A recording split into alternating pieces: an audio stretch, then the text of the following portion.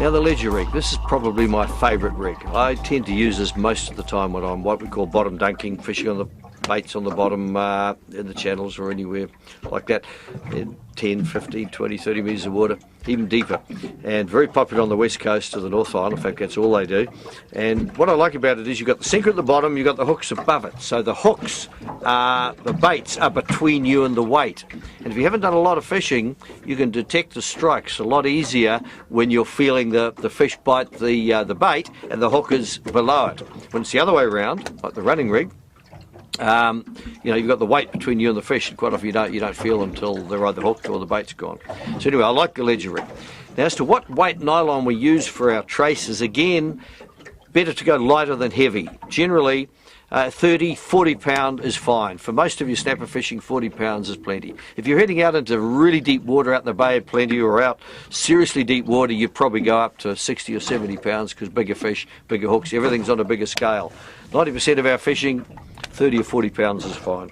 Okay, now you can buy the pre-rigged traces, like they call them flasher rigs. You know, it goes from the swivel at the top to the rod to a couple of loops pre-tied with these lovely coloured flasher sort of flies on them, and they work fine. They always have recurved hooks, and then down to the sinker at the bottom. They work fine. You get different coloured ones, and if that's what you like to use, nothing wrong with them. One tip about them though, when I tie my ledger rigs, and I'll show you a second, I like to have the bottom hook as close to the sinker as I can, so it's right down on the bottom. That's where the fish are. That's where you get most of your fish. And with the pre-tied ones, you quite often find that they've got a bit of a gap between the bottom hook and the where your sinker is. So what I do is I just cut it off, make a loop, and put my sinker on there. And in fact, I'll do that right now. And so, cut it off, leave yourself enough line to make a loop, and this loop has just got the weight of a sinker, not the weight of a fish. So we just do a single loop. Okay, and I'll show you that in a second. But loop at the bottom, and then put our sinker on, and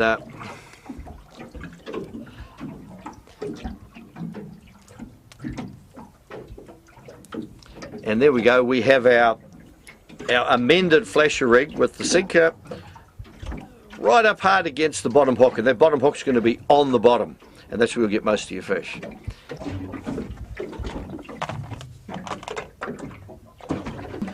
Alright, now our basic ledger rig, and as I say, this is one of my favourites, and I like to tie them myself. I start off with my, this is 30 pound pen nylon. You can, as I say, 30 or 40 pounds is fine, and I run off about a metre and a half. I'd rather have more than less, even 2 metres.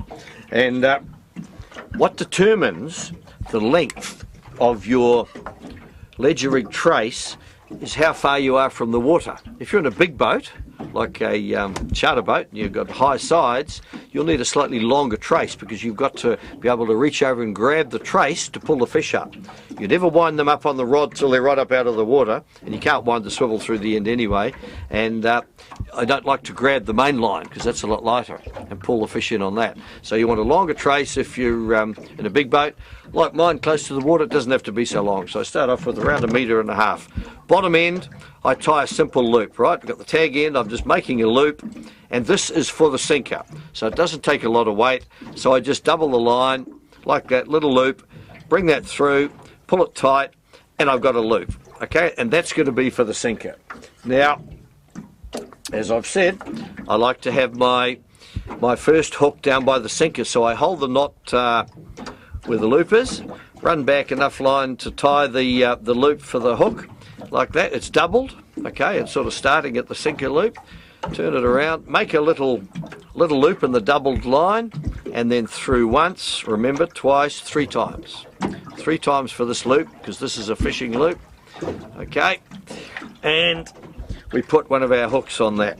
And the hooks go on these very simply. They just go on the loop. You just put the loop through the eye, always from the front, from the hook side, through the eye, back around like that, and pull it tight, and it just sits like that. See how that is cocked up like this? It's cocked at an angle, and that is how it's supposed to be, not like that. That's exactly what that hook's designed to do, so that when the fish bites it, the pull drives the hook in the corner of his mouth. Okay, now the next loop, see how that lies down? I'll show you the sinker. We'll put the sinker on, Jeffrey. Now the weight of the sinker, I use these ones all the time, the weight of the sinker is determined by how deep the water is and how fast the current's flowing, and I find 4 ounces is probably the standard one, but I'll start off with 2 or 3 if there's not much current, and then go up. See how that hook is sitting right down by the sinker, so that bait's going to be basically on the bottom. Now I go up to tie the second one, and what determines the distance is so that the two of them can't turn around and hook each other. That's all. You just have it as close to the bottom as you can without them being able to hook each other. So we come up about this far, double the line, and we're going to make another loop. Once, twice, 3 times the lady. Okay, pull it tight, and we let the weight come down so that those are exactly the same length and the loop is right in the middle, so to speak. Through the eye from the front, back, around the back of the hook. There we go, number 2. And then we'll go up to tie that onto our swivel. And at the business end, my line, I've got my little bead to protect the tip ring so that the swivel doesn't hit my tip ring. Okay, and then we just simply tie that on there. You can, if you like, put a loop at the top. You can put a loop at the top and put one of those clips, swivels on. There's nothing to stop you doing that, and that way it's easy to change out if you want to.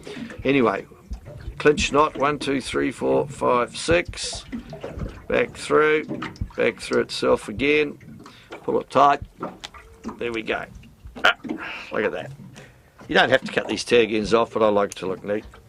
So there's our ledger rig, ready to go get them.